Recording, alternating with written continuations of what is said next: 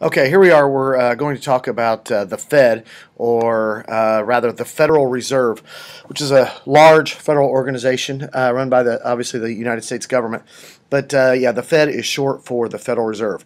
And the Federal Reserve has a chairperson by the name of Ben Bernanke, who is currently been in the chairman of this very, very powerful committee, which makes him one of the most powerful people in the world from an economic standpoint.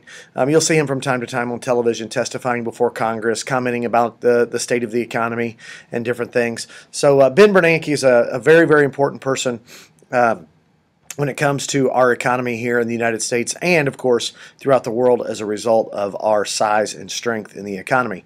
Now, a guy by the name of Alan Greenspan used to have that position. Alan Greenspan was the former chairman of the Federal Reserve, and for quite a time, everybody thought he was really the cat's meow. He was the bomb.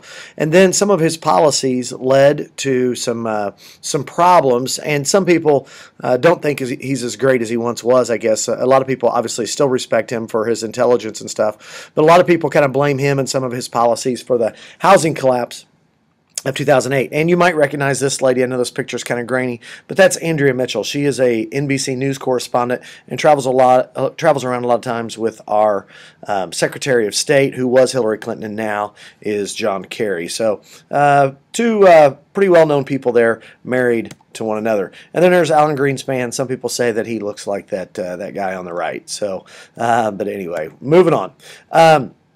I'm going to skip that slide and go to this one. It says basically the same thing. I duplicated that slide by accident. All right, the Fed has three main responsibilities. One, they regulate banks. They make sure banks are doing what they're supposed to do. They make sure they're not going broke. If they do, they get involved with the FDIC on taking that bank over. They also make sure that banks are following rules and things like that.